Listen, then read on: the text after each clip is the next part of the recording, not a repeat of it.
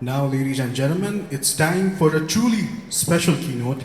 Get ready to hear from a visionary who's shaping the future of data, AI, and innovation on a global scale.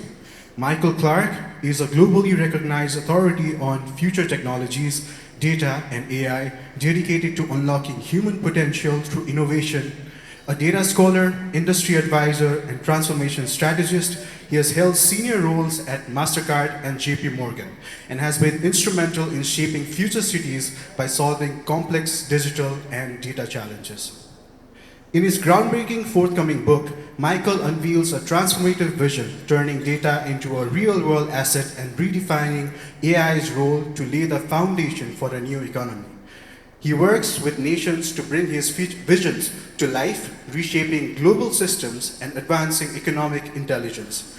Beyond policy and strategy, Michael advises investors, startups, C-suite executives, and governments on future technologies, AI, and data, helping them cut through the noise, navigate rapid change, and lead in an evolving world. Ladies and gentlemen, please welcome on stage Mr. Michael Clark.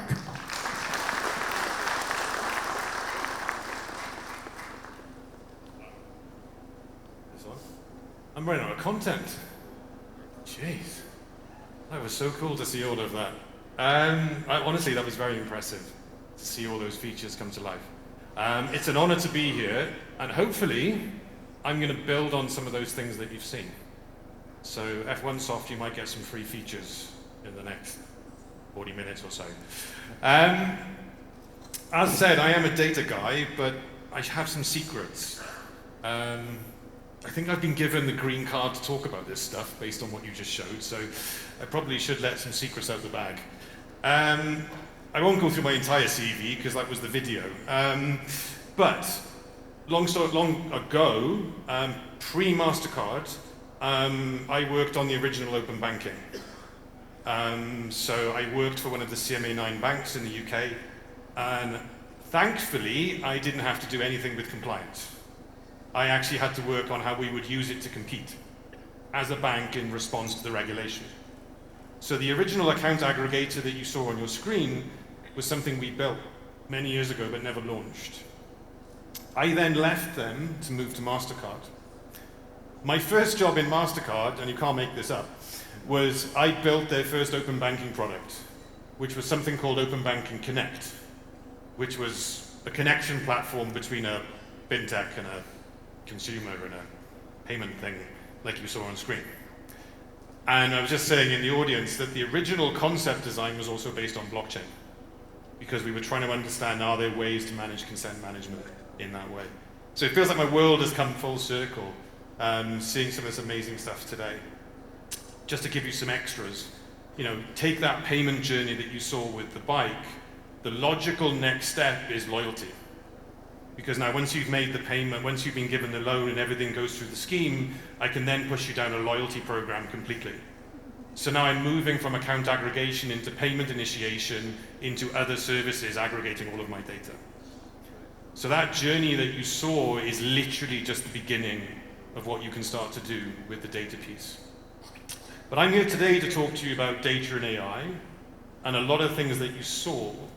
But I kind of like to go backwards before we go forwards, even though you stole some of the things they showed. Because a lot of the information that we've seen today has been about data. And the scary thing is data was here before we were. Yes, there was a time before we were here. It was called a cave painting. Data, identity, relationships were paintings on walls, right? It wasn't until the computing age did they become transactions and they become noughts and ones. Data in Latin means gifting. Identity means state of being in Latin. So it didn't mean a password back in the day. It was a representation of who you were. In some respects, the previous presentations have taken us back to that point where identity is actually a representation of self. It's not something, yes, it's to be protected, but it's a representation of who we are. Now, this thing on screen to many of you probably looks a bit, what is this, right? You're looking at the world's first chatbot from about the 1940s, 1950s. The big machine on the right is Project Whirlwind. which is one of the first world known computing before the Model K. This was actually originally used for flight simulators, but as you can imagine, probably not enough latency and a bit too tricky. But it became the first basis of research, right? And it's important we talk about this because computing then evolved off the back of it. So once we moved away from ELIZA, we moved away from all of those things, we found ourselves hurtling towards a digital revolution. And we all remember this day, hopefully. We're showing our age, I'm showing my age a little bit. This was the day a guy stood on stage and showed us a smartphone. In reality, he was reinventing computing. He basically took the desktop computer and he put it in the hands of everybody in the world who's lucky enough to have one. And with it, he raised everybody's expectations around what is good looks like, right? All of your customers has an expectation of what a good experience is now because of the smartphone they carry around in their pocket every day. The biggest impact to this smartphone was probably banking, because all the other services improved before finance. And they became the yardstick for everybody in finance to say, well, hang on, why does my banking life not look like my travel life? And so on and so on. But we know that's changing, and has changed. But then this term data became the new oil. And my goal is to make this man famous who said this statement. So Clive Hunby, 2006, said this statement. Ever since he said that statement, the whole world believes that means monetization of data, run to the hills, there's gold to be found. The reality, what he meant when he said that was data's like oil because it has to be refined to get the insights from it, to get the value. It was nothing to do with monetization, but unfortunately, that's the way we looked at data. We immediately looked at something to be monetized, and a lot of the conversations, even in my old role, were all about monetization, rather than the other elements we're going to talk about today. But then, of course, it's just about fits on the page. This all then neatly weaves together into the story of AI. So the foundations of AI, its early development, that AI winter where everything's stalled and stalled, to the genesis of generative AI and the rise of AI as we know it today. That took decades upon decades. But then ChatGPT emerged out of nowhere, or so it seems. So we've had this huge AI history lesson, and then suddenly ChatGPT emerges. Now I just want to give you a sense of some of the statistics. So it took 50 years to get 50 million people to use the telephone. It took 2 months to get 100 million people to use ChatGPT. This is kind of the world we live in right now in terms of adoption rates. And this is the key. The technology is now consolidated and converged to allow us to do the things that we can do. I use the blockchain example in Mastercard. I couldn't do that really 6, 7 years ago because the technology wasn't ready. Today I can, as we just saw, because it's not just one technology, it's the convergence of many, which is really why we are in this room today. We're not talking about one technology anymore, we're talking about many. But this ChatGPT moment set the precedent for some of the things that you've seen today, and some of the things I'm going to show you that follow. These numbers, this is this year's numbers. So, we're talking a market worth about $1.3 trillion in the next 10 years. Yes, productivity will increase. It will redefine ethics, though. Some of the things we didn't talk about today is things like ethics and governance. These tools are incredible, but the conversation of ethics is still being had and still be answered by regulators. And we're seeing more and more use cases. You scratch the surface today of what's possible. And that was pretty impressive, right? To think about what was created that you saw today that's in your hands in 2025, that is literally scratching the ocean of what you can do. This is a $200 billion market just this year alone. So the numbers are very, very frightening in terms of possibility.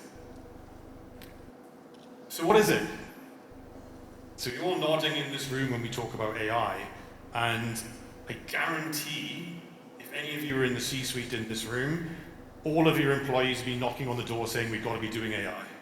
Right?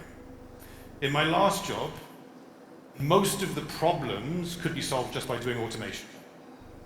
AI wasn't actually the answer. It was a form of automation. The reality is most of us have been using AI in some shape or form, but just not in the version that we're talking about today. We're talking about, in this room from this point on, generative AI. I'm leaving things like machine learning off the table and basic automation because that's the world that we've come from, right? The world we're going to explore is the world of generative AI, which eventually leads us to what we saw earlier and what I'm going to show you after that, which hopefully pays my fee. All right, so we know that it represents a paradigm shift. Some of these slides are detailed, by the way, because I'm giving them to you to take away. Not all of them will be like this. But it's a paradigm shift around the AI problem because we're now looking at foundational models. We're looking at specific tasks by models. You saw earlier in the brilliant example where I had an agent that does my travel, right? I have an agent that does payments. These will become much more specific.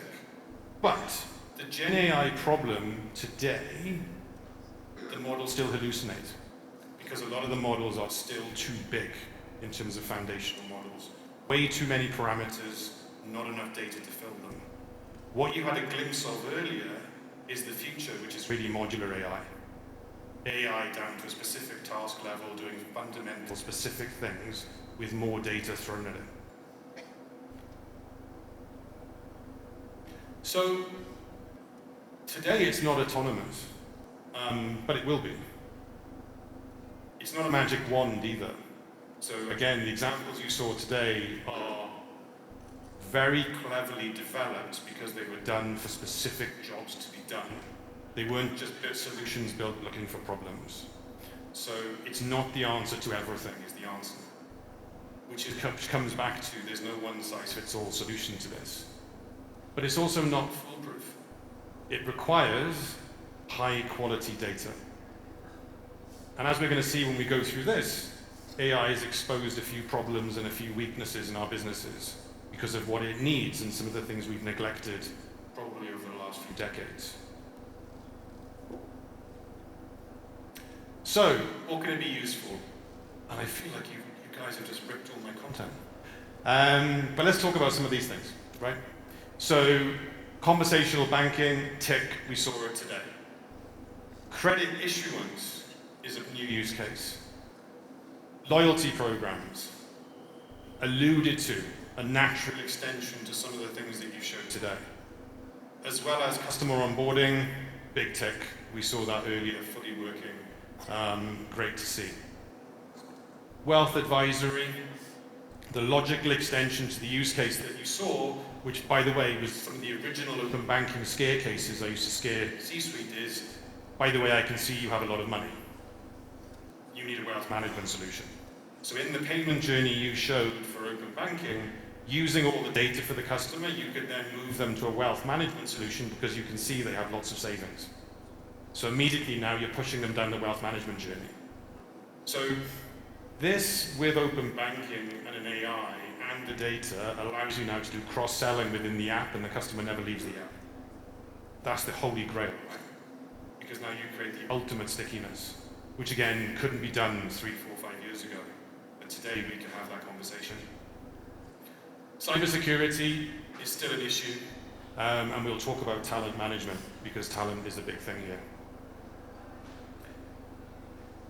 Unsurprisingly, a lot of the use cases that we saw today, and I was actually surprised in a good way to see payments as part of your use case, because a lot of the banks around the world today are still not in that space. Most of the use cases we see today are mostly across the value chain, but mostly internally focused. Risk management, onboarding, sales and marketing, customer service. But again, you can see now, interestingly, if we go back to the demo that we saw earlier, this starts to become your personal banker, right? Because that generative AI is effectively a personal banker. That's what that becomes on device when it's done properly. Numbers don't lie. In my last job, when I used to go around the world and show people these things, these were the majority of the use cases for AI. So 31%, 28% risk. These not being used so much in terms of strategy. These numbers are way off now in 2025. But again, you can see where the use cases are in increase, but also in decline. So, in short, service operations, risk management. We talked about hyper-personalization, risk management, mobile marketing, all areas when it comes to AI that we'll be using. So these are some of the key trends. I'm not going to jump on too much of this because, again, you've seen some of these things already. Multimodal AI, Agentic AI, which was effectively the demo that you saw, right? There was a few things missing on that, which I'm going to add to in my presentation, which will hopefully bring that to life a little bit for you, in terms of where that will go. So, customer-facing interactions, human support interaction, record improvement. Business impact is AI now starts to become a co-pilot. And we end up in a world of process optimization as well with some of these tools. So let's talk about some use cases before I get into some of the, but we're missing some things, right? Let's get into some use cases first. Because look, you've seen one example, but I don't think we'll do this justice if we don't show you multiple use cases from around the world in banking already using AI, right? This is my favorite. So I did this one in Taiwan. So one of the big things as well is, well, how do you upskill your workforce to be able to use AI, but also educate them on what AI is? So China Bank launched a completely internal GPT. So the purpose of this was to build education and awareness. So this was used to educate people how to use AI with their job. So this wasn't for the consumer side, this was more so for their internal staff. It also increased productivity. So now it was democratizing the business. So people could actually use it in operations, ultimately giving a better customer experience to the consumer. But this is the bit that I really love with this. So part of the issue with any business when we talk about data, which is going to be a big part of this discussion, is where's the value, right? Most of the value is buried inside databases in systems. They use the AI to find the value. They used AI to actually navigate the business to discover new forms of value and use cases that would generate value. From conversations, from various bits in customer support information, which either could result in a product to solve a problem or ultimately be an improvement area within the business. It's a genius use of AI as a way of solving the problem to say, look, yes, we've got to educate our customers, which we'll come on to, and that's a big piece, but we also have to help the business become a collaborator with AI. Because as you'll see as we go through, I'm sorry to say, we're all going to keep our jobs. It's not going to take our job, I'm afraid. It'll change it. All right, digital twins, Commonwealth Bank. So they actually started using AI with other technologies to start building scenarios within the bank. They used it for lending decisions, so they could use AI with data, with a digital twin of the portfolio to actually run predictions and see, well, actually, when will people default? Money management, scenarios and predictions for cash flow, customer predictions, but also personal offer adoption, right? So if I gave someone an offer, would that work? Why doesn't it work? Change it in real time. Give someone proper loyalty. So the point with this is you saw AI in a device. AI eventually will converge with other technologies and other data within your banking setting to allow you to do way more than you can do today. And if you think this is futuristic, this has been done in the airline industry for maybe 2-3 years. In terms of scenario planning with fuel and everything else. In my previous job, this was being used to understand risk and loyalty in scenario planning. I know someone from Cities here, so I can talk about this. All right, so I noticed that it was used for multi-channel personalization. So Citi were using it for customer analytics on card. So a single view of interactions with the bank through online banking, automated decision-making using AI, but also personalized recommendations. So again, real use cases, branch staff are actually given real recommendations in branch to give customers on mobile. Using AI to optimize areas in the business, right? So We think about JP Morgan, fraud detection. A use case in JP Morgan, which doesn't get talked about very often, is using it for data lineage. So they actually use AI and data to actually find data of high value in the business, similar to the other use case for China Bank that I mentioned. And then Bank of America are using it for inconsistencies and unusual patterns. One more to throw into the mix is around sustainability. So all the data that we keep today is also linked to sustainable lending. So how do we actually use AI to help us identify areas of sustainable lending for people? Against climate change, tracking against targets, but also tools that help people track, even monitor and report on climate. So one of the great solutions which doesn't exist yet, so we have the concept of a carbon calculator, but I can't yet nudge people's behavior to buy other products that are better off for the environment. That is a logical solution for any of you in this room to come up with. Because all you need is the SKU code to be able to nudge someone using an AI to change product and then also reward the merchant in real time. So there's a huge opportunity to start linking data and AI to improve sustainability metrics that use it in your favor as a bank to generate new forms of loyalty and new forms of engagement.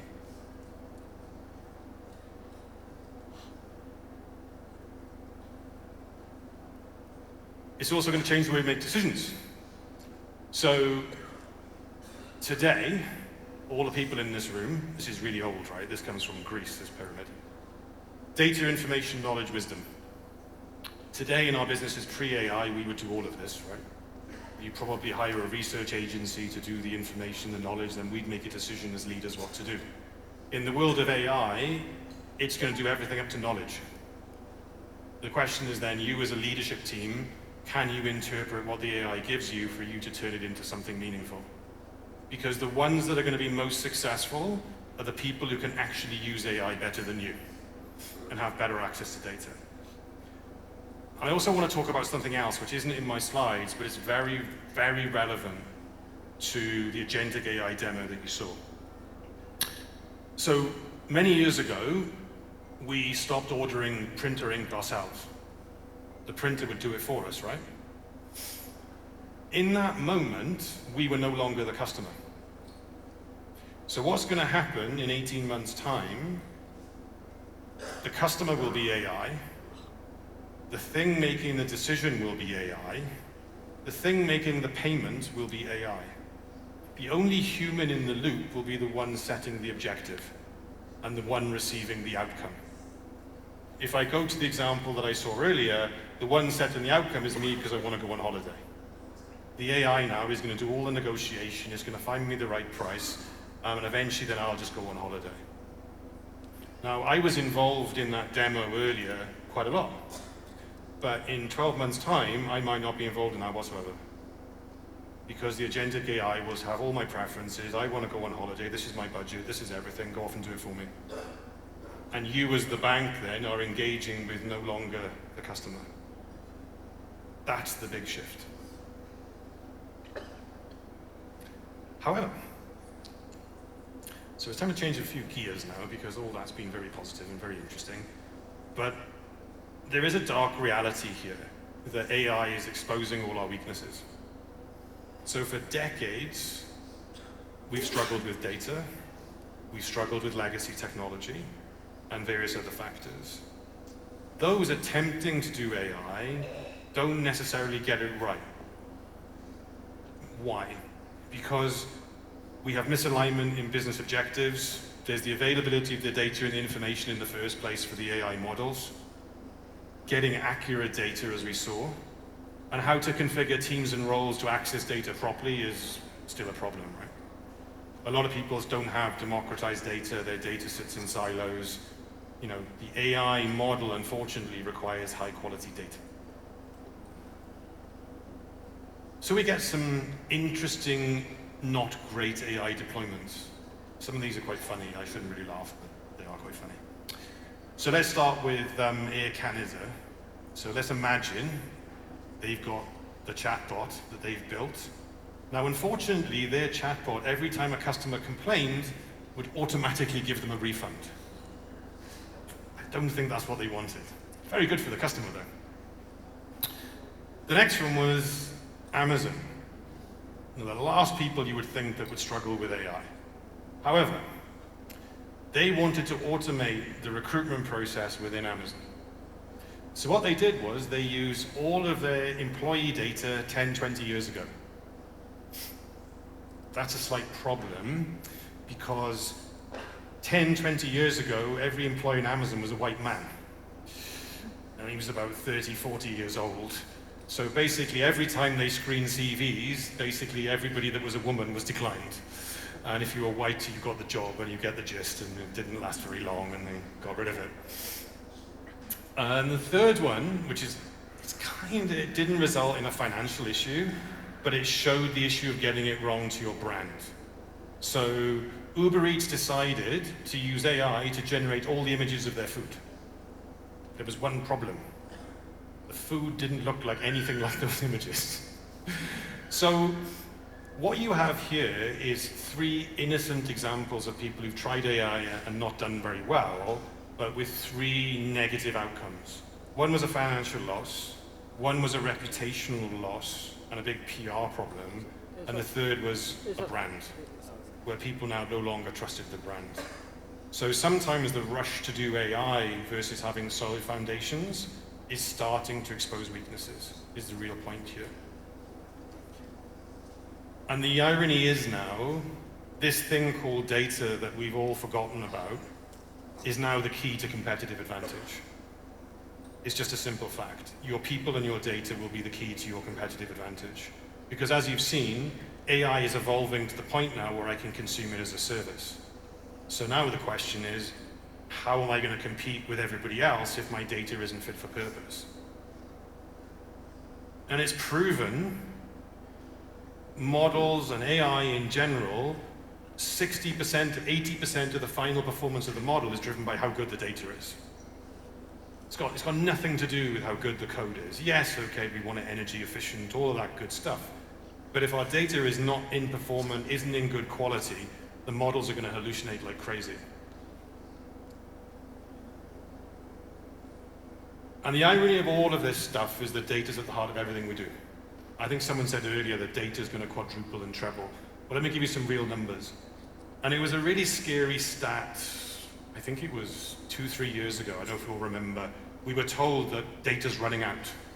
There's not enough data in the world to train AI, which is really weird because everybody in this room creates 1.7 meg every second, whether you believe it or not, right? So the IDC, in terms of the people that predict data and how much we'll create, tell us this year we should hit 175 zettabytes of data, which, trust me, is a lot of data. But there's a problem. They didn't include headsets, IoT devices, various other bits and pieces. The real number is 74,000 zettabytes, right? That is an enormous amount of data. So if we all live to be the ripe old age of 90, which I hope we do, we could create about 4.2 billion zettabytes in our lifetime, which is around about 25, 30 million football stadiums of 70,000 people full of data. That is a lot of data in our lifetime. The question is, what's the value in it and where is it? And we have another problem. The AI agent that you saw is fantastic, but in other markets around the world, trust is declining massively. Also, data literacy is the worst it's ever been in human history. Right?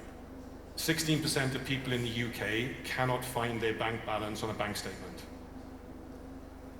The average attention span of a human being now is 8 seconds. And the last 2 cyber attacks globally were because of human error, because of people's attention spans not picking up something that they shouldn't have clicked on. And we have 54% of Americans having no idea what a company does with their data, and 76% of people believe sharing their data is a necessary evil. So the thing that we need the most for AI, we've allowed over the last 10, 15 years to allow trust to decline rapidly.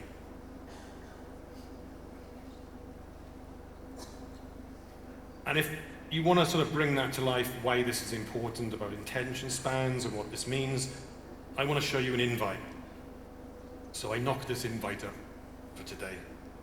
So I asked ChatGPT to create me an invite for a really difficult mountainous adventure in Norfolk, in England. So AI did its thing. It came up with this incredible thing. So, have you ever truly conquered mountains, scaled every peak? At first glance, Norfolk's hills, winding trails might seem leisurely, but they're not. This is merely the beginning. The Norfolk Coast Path is a 63-mile odyssey across treacherous coastline, pushing your endurance. Good, right? There's a problem. It doesn't have any mountains, and the biggest thing is 109 meters high. The question is, would you validate that as a consumer? Probably not. So this is the kind of the world that we're all heading in financial services, in other industries. Consumers are being given versions of the world. The question is, are they trusting and validating whether or not Norfolk has any mountains whatsoever, or in fact is a place that I should go? Which is a huge opportunity for everybody in this room, by the way. Not to go to Norfolk, I mean to solve the problem. So the question is this thing the bad guy? Because if you ask most CEOs, we're still divided, right? Like 40% of them think it could destroy humanity itself in the next decade. It's kind of pushing it. 40% of leaders feel the dangers are overstated, and 90% of CEOs feel this is too good to be true. It's like the whole data is the new oil thing, right? We need to get on board with this thing. And I'm kind of in that camp, right? I believe that this is probably the greatest opportunity ever if we get it right. The question is, how do we get it right? Because I think we need to reframe our perspective. And what was so exciting to see today was all the breadcrumbs that were left, kind of before I jumped on stage, around some of the technologies that we saw today. China did something in 2023 which kind of set things in motion. It kind of went under the radar. So China launched what's known as Element X in 2023. This was a recognition that the age of digital transformation for China had ended. They were now living in the world of data transformation. So they've been on a journey for the last couple of years with the goal of raising GDP by 20%, all through data, through citizens generating it, creating it, and using it to create the ecosystem. So maybe this is the way we change our perspective.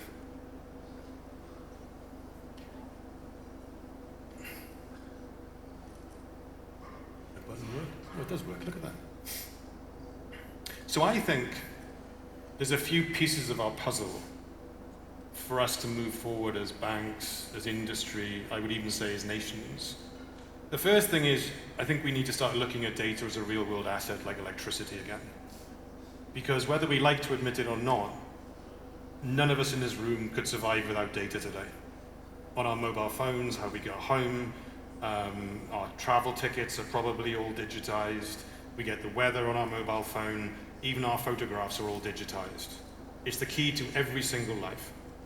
The question is, if we treat it like an asset, how do we make sure all our customers have the right to create and use data? Because we have to admit to ourselves we haven't solved financial inclusion today. The data chasm could be twice as big between those that have and have not. So by treating it as an asset, we start understanding that actually we need to give people access to it too. And it becomes the priority in our businesses today, which I would argue is probably not in most cases. We saw some of it today. So technology will change the way we use data forever, right? Hyper-personalization, which the word was used earlier, which was like, so good to hear it. More emotional, experience-driven, based on people's own data. That's the only thing that was missing from the conversations earlier, running on my data in real time on my device. What I didn't say in the open banking demo, I'm not sure if the guys have done it, but the logical leap from the blockchain is then to build smart contracts around consent. Because then I can use a smart contract to manage the shareability of data between two parties under various conditions and manage that on the blockchain. And we haven't talked about the augmented experience. So how augmented banking visually is going to change, which is going to require new mechanisms for rating data, certifying it, and various other bits and pieces. Because ultimately, we don't want to be having the Norfolk example on a daily basis, because we need to think about how we build trust. We also need to see AI as a partner. And the demo kind of gave us that little clue, right? I started using the words 3 years ago when I started writing my book. I stopped using the word AI and I started calling it collaborative intelligence rather than artificial. Because artificial makes it feel like it was engineered, mechanical, rather than a companion that works with me, that gets the best from me, right?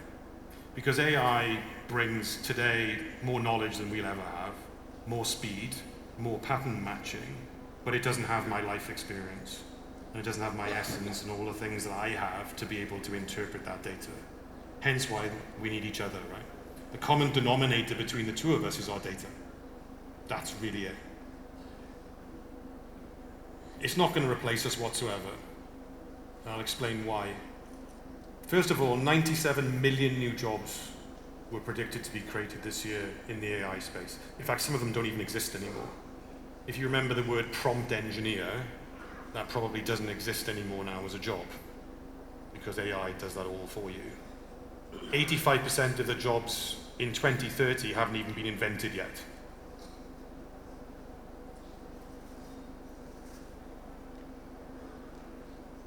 Statistics also back up working with AI accelerates everything. From a productivity point of view, it increases by at least 30%. Customer satisfaction increases by at least 25%. And loyalty and engagement increases by 30%. It's not about replacement, it's about collaboration. And figuring out those moments of collaboration in the customer journey. That's really the key. This will also create an absolute explosion in innovation. So I'm in a room full of banking people, but it's important to mention that solutions already exist outside this room. This is personalized healthcare on device. With an AI, with blockchain technology, giving someone absolute personalized nutrition, fitness information, all running on their DNA data. Fully genomic, collaborative AI, telling them things that could help them potentially save their life. No more guesswork, all running on their data. There's also a company in Dubai that does this as well. Second, this is data from a lady who generated this in the US. She was collecting environmental data. She was able to use this data to stop her daughter going into a lake because there was mercury in it.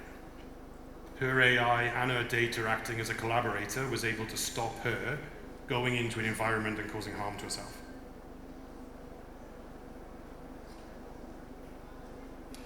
Markets are already starting to move when it comes to the data as the asset space. So there's a few things here actually.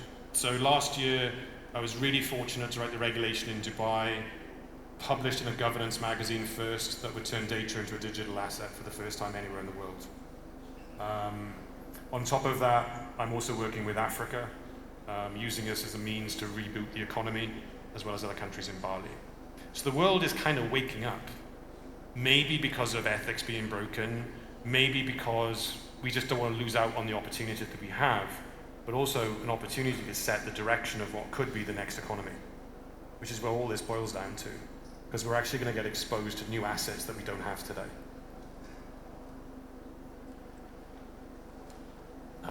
So how do you all prepare in the room? One thing I wanted to do with all of this is kind of not leave you and drop the mic and say thank you very much, is actually give you some things to think about. So the first is, I love some of the videos earlier. We've got into the habit of treating data like a transaction. The reality is it's someone's stories, it's their memories, it's their experiences, when someone makes a payment with your payment card, yes, they're making a payment, but they're creating a memory, right? But the other thing that's really important is that data's a bit like, if Bitcoin and Ethereum had a baby, it would be data, right? Because data is a store of value and a utility at exactly the same time. As a utility, it's valuable if I use it and share it with someone, but as store of value, it can be valuable as an asset to me that I could monetize and I could share with someone. I could share my diabetic data with someone. I could give my information to a bank or anybody for a fee, potentially. I would also argue, understand what you have. So I spent 2-3 years in the rooms with a lot of C-suite executives of banks globally, and a lot of the time it was really about what they didn't have. Like, well, we don't have this data and we don't have this data, but then it was like, well, okay, but what do you have? Because sometimes what you have is more valuable than what you don't have. So really, we need to start looking at the data inside your business now as liquidity. This is liquidity to generate solutions and things that you can actually create value for yourselves. This is why this whole AI story and everything you've seen today is anchored on two things: your people and your data. Simple. It's demonstrably proven that organizations that actually really double down on data, creating that culture, designing products using data, thinking long-term and sustainable, have the ability to unleash innovation. I'm not going to dig into some of these stats, but you can have some of these things. It's in the deck I'm going to give you. This is really important. So, if I'm telling you to treat your data like liquidity, the next question you're going to throw at me, well, where's the value? And how do I value it? So, for the last 2 years, and I'm now working with the International Valuation Standards Board, we've actually been able to value data itself. So now we have to look at data intrinsically first. So what's the value to that data to the business? What's the value to the business performance? Because sometimes there's no value in selling that data, by the way, externally. It's actually valuable to the business itself. And then there's the extrinsic value to the outside world, which is the value of that data to your customer, but also then the value of the regulator. And then you have to put a utility index score on it. What is the utility value of that data? Understanding those dimensions on your data today will ensure you decide what you keep and what you don't. Because I guarantee most people don't know what they have. It's like the t-shirt in the wardrobe, right? We either delete everything or we keep everything. Regulation sometimes forces us to keep it maybe for 7 years, but the question is, do we ever go back to it, and do we know what it is and what it's worth? If you're a product team, do you have the data that you need on hand? If I'm an analytics team, do I have the data to do my job? McLaren Formula One, probably the biggest data team in the world. McLaren as a company has 6 data scientists, that's it. All the data is fully democratized and everybody has the tools to do their job. And they all understand how to use data. This is the point. So when it comes to AI, focus on data and impact, not AI, right? This is the 8-point plan I used to give C-suite executives many years ago, and I still think it holds true. So let's just spin through this. The first thing is, we want a clear vision around our AI and our data, which is obvious. I'm probably going to need some talent, which is good. I need to make sure I've got some tech in place. And number 4 was, every time I showed this to a C-suite executive, was always the gap. Because everybody was knocking on the door to say, we need to be doing AI, but no one said, well, and the business impact is this. Or the positive impact to the customer is Y. So I wanted to leave the room knowing that we're not in the game of building solutions looking for problems. It's really about, I'm trying to solve problems here with AI where it makes sense to do so, which means building incrementally with a customer focus is going to be absolutely key. And no one ever started building something starting with data, ever. Because if you start with data, I'm sorry to tell you, you'll be knee-deep in your servers looking for value and trying to find something that you could be there forever. Again, start with the objective or the question that you're trying to answer, and then map the data to that question, right? Once you've got the data, the question is, do I need it? Have I got enough, or do I need to partner? And then, obviously, do things in an adaptable and agile way. And how you do it in an agile way is incrementally, one use case at a time. This is how Microsoft transformed this business into a data business. This is how BBVA turned itself into a data business. They didn't build it in one go. They incrementally built that business one use case at a time. You identify the capabilities you need, the business model that you're trying to adopt. There's only 3 ways to make money from data. So once you know what you're doing, you define your value, you go around the loop, you identify the data that you need, you generate the insight, you perform some action and you measure it, and then you measure it again and go, right, did we do what we wanted to do? Great, we go around again. Yeah? F1 Soft, I imagine, build companies like this, right?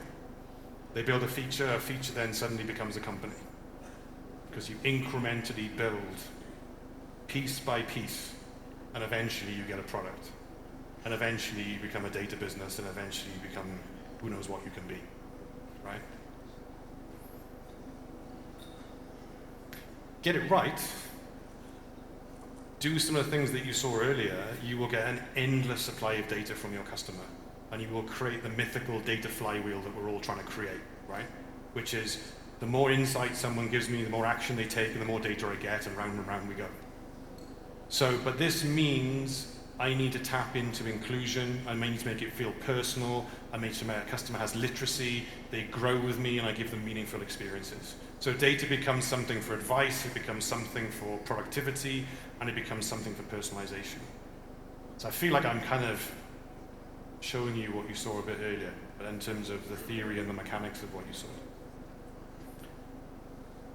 This is something that none of us do in this room really well, but these guys seem to do it well. We should look at trust as a differentiator, not as something that the IT department figures out and talks about security. Apple lead with trust, right? They lead with it like a feature.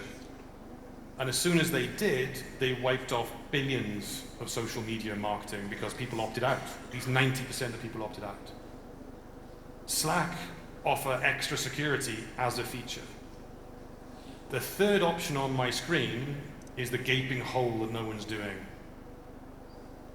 We are all spending so much time improving our literacy skills of our employees. None of us are doing anything for the customer. There's a huge opportunity for a company, a bank, to actually create programs that upskill our customers. Give them the literacy skills they need. Build the trust. And all of a sudden then, that becomes a differentiator. Yeah? Because now you could have sticky customers, your cybersecurity starts to decline because your customers now understand in ways that they understand, which is where your AI comes in. People will also be valued. So if we talk about the businesses of tomorrow, which I think actually is probably 24 months' time, we still recruit based on jobs, which is another weakness that AI has exposed. We are rapidly moving to a model of abilities, not job titles. We will be looking for people with specific domain experience, life experience, other skills of critical thinking, reasoning, judgment. All of these things are going to be critical for us to keep on advancing as businesses along with AI. Because these are going to be the skills that the AI won't have. So the days of I need to go and find this particular job will be gone. I'll be going, well actually I need these types of abilities, and maybe my AI and my HR department will go off and find it. Yeah? That's the model that's starting to shift. This is really important. A lot of the use cases that we saw today didn't really talk about the customer of tomorrow. So I have children at home who are like 14 and 7 now. So one that hates the world and one that doesn't understand the world. But it's really interesting to watch them both. They don't look at the world through price. They look at the world through ethics, sustainability. Their views on value are completely different to mine. So the question is, as we're designing our products for the future in this room, we're thinking of AI, Are we designing for the customer that we know or the customer that we've not met yet that spends 8 hours a day in Roblox and other environments that we just don't know? Again, the AI solutions that you saw earlier will start to bring language into the individual's understanding, which is where this is really all moving to. So what if you get all this right? So where does this all lead us, right? From all the things that you saw earlier to things I've shown you now, this is the opportunity. As a bank, the first thing is if you do the high levels of standards that you have today, you adopt AI and data in the ways I've described. If you lead with trust and transparency, you basically create intelligence with a human touch. That's what's going to happen, right?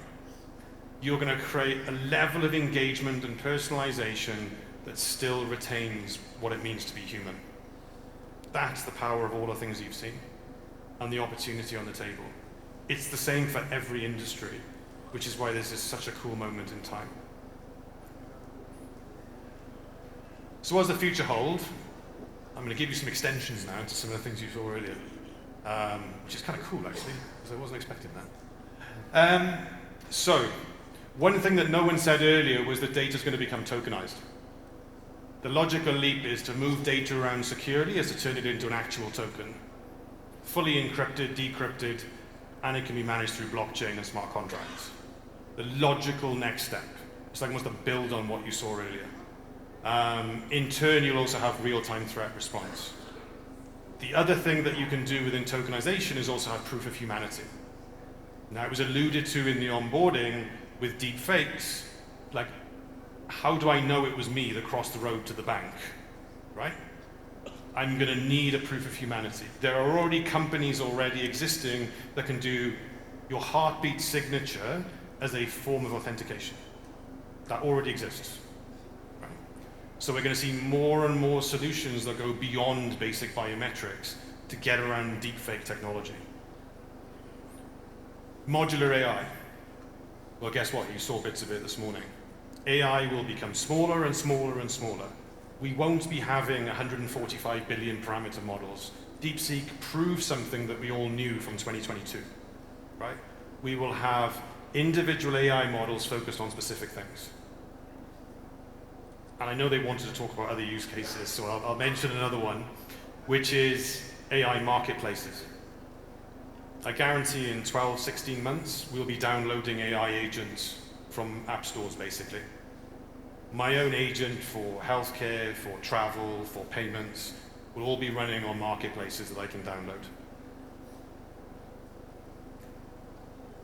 And finally, data will start to connect. Because up until this moment in history, data has been completely fragmented, never connected, only in bits and bytes. This is a cool opportunity to get this right. If all of us in this room suddenly said, well, do you know what, data's key to my strategy and my priority, and we keep what we need, and we work on interoperability and we start to connect, our consumer could get more data than they've ever seen in their life. In turn, we would see more data than we've ever had. And this is all going to boil down then to one thing and one thing only. Who do I trust as a consumer? Because that's the company that I'm going to give my data to and I'm going to work with.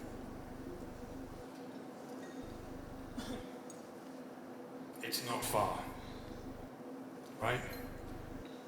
The bit that was missing on the architecture, on the agent architecture, is the personal agent in the middle who's the orchestrator of all the individual agents. Many years ago, I referred to those as micro agents. Right? What we'll eventually have on device will be a companion AI running on my data in real time, orchestrating micro agents, which is what you saw, right? So in the middle of the architecture in 18 months' time, if I come back, hopefully there'll be an orchestrator in the middle. Sam Altman used the word, I think I used it 2 years ago, super agent, right? Which is basically the master agent that sits at the heart of it, which is the orchestrator of all of these things. And the personal AI, well, that will just be a plug-in into a super wallet, right? Because the wallet will be king. And funny enough, you guys use it in a super wallet, which is kind of nice. This is the next logical next step. Quantum computing with an AI, with all of the things I've just described, will then take things to a whole other level. Now, whether that will lend itself to the consumer or be more at a national level for scenario planning, let's see. But the point is, we have the opportunity now to set the ground rules for how we want data to be used, how we should focus on people and AI before we get to quantum. Because from a regulatory standpoint, this is why this was so powerful in Dubai, by focusing on data as an asset and not talking about privacy anymore, and focusing on more things around the ownership of insight and ownership of identity data, guess what the regulator can now focus on? Ethics and security. All the things that now really matter most. So it's the key to everything.